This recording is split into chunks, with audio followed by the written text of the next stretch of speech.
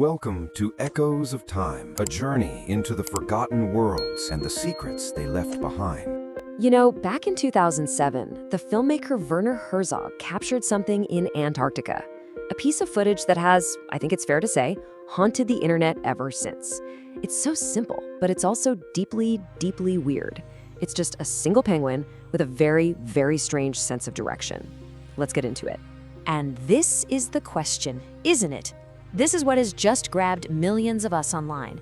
You see an animal doing something that makes absolutely no logical sense, and you just can't help but wonder, what is possibly going on in its head? And when I say millions, I'm not kidding. This one little clip has been watched over 8 million times on YouTube, and that's just on one upload. It's spawned countless memes, huge discussion threads. Its cultural impact is just way, way bigger than you'd ever expect for a short scene in a nature doc. So let me just lay out what happens in this footage from Herzog's film Encounters at the End of the World. You have a lone penguin that just breaks from its colony. Instead of going to the sea for food like every other penguin, it turns around and heads inland, towards a 70-kilometer trek over ice, towards certain death in the mountains. And here's the craziest part. Researchers literally picked it up, brought it back to the colony, and it just turned right back around and started walking to the mountains again. Okay, so to really get why this scene hit so hard, you need a little context. See, Herzog's film wasn't made in a vacuum. It was, in a way, a direct philosophical answer to a very different and, frankly, much more popular penguin movie that had just taken over the world. The difference here is just night and day. On one hand, you have 2005's March of the Penguins. You know the one. Warm, comforting Morgan Freeman narration portraying penguins as these perfect little models of devotion and family. It was so wholesome, it was actually used by some groups as proof of traditional values in the animal kingdom. And then there's Herzog. He didn't go to Antarctica for cute penguins. He was there to film the strange, isolated humans living at the edge of the world. And when he did look at the penguins, he asked a very, very un-Disney question. Oh, and that whole traditional family values thing? Yeah, about that, the director of March of the Penguins himself was apparently horrified by that interpretation. He had to publicly clarify that the monogamy people love so much, it only lasts for one season. In reality, as you can see here, the annual penguin divorce rate is a whopping 80 to 90%. So the story people wanted to believe wasn't exactly the whole picture. This is the question that kicked the whole thing off. Herzog just straight up asks a penguin scientist, David Ainley, this question. He wasn't looking for cute, relatable stories. He was looking for the cracks in the system, the weird behavior that didn't fit the neat little narrative. And the scientist's answer is what led him to film that lonely, doomed penguin.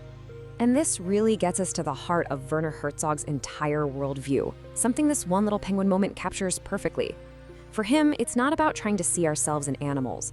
It's about seeing something much colder, much bigger, and much more profound. This worldview wasn't new for him. Just look at the timeline. In 2005, the very same year March of the Penguins was selling us this idealized version of nature, Herzog released Grizzly Man. It's a film about Timothy Treadwell, a man who thought he had this deep spiritual bond with wild bears, right up until they killed and ate him. And in that documentary, while he's looking at Treadwell's own footage, Herzog delivers one of the most chilling narrations I have ever heard. He's looking at the face of a bear, an animal Treadwell was convinced loved him, and Herzog saw something completely different.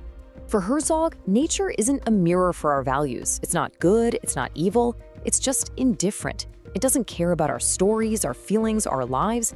And this one penguin, marching towards its own destruction for no apparent reason, is the perfect symbol of that terrifying, chaotic indifference. So is there some clear scientific reason for this? Well, the short answer is no, not really. Scientists who've seen this just call the penguins disoriented. They speculate it could be anything from a neurological problem to parasites messing with their brains or just a glitch in their internal GPS. But the fact that they keep going, even when you put them back, that suggests it's more than just being lost. The mystery is still there. And since science can't really give us a satisfying answer, and the penguin obviously can't tell us what's up, we're left with this big empty space. And what do we humans do with empty spaces? We rush in to fill them with our own meaning.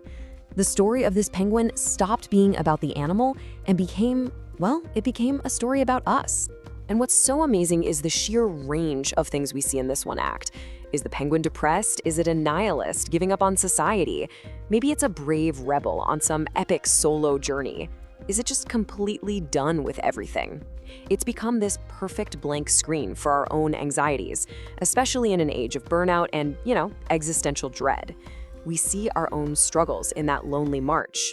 And that connection is so, so powerful. I mean, this top comment on the YouTube video just says it all. For thousands and thousands of people, this isn't just some bird waddling on the ice. It's a feeling they know deep in their bones. It's personal. This line became one of the most famous interpretations. When the intrusive thoughts win. It is the perfect internet age shorthand for that moment of self-destructive impulse, right? That feeling of knowing you're making a terrible choice, but you just do it anyway because some part of your brain just has to see what happens.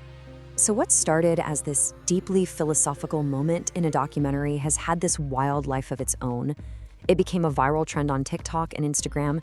It turned into a symbol for burnout, for breakups, for that 3 a.m. feeling of dread.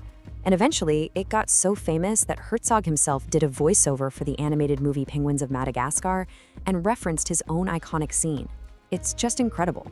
And really, that's why this deranged penguin has stuck around for almost 2 decades when most memes die in a matter of days. It was never really about the penguin. It's a Rorschach test. What you see in that lonely little figure walking towards the vast, empty mountains, it says a whole lot more about you and your state of mind than it ever could about Antarctic wildlife.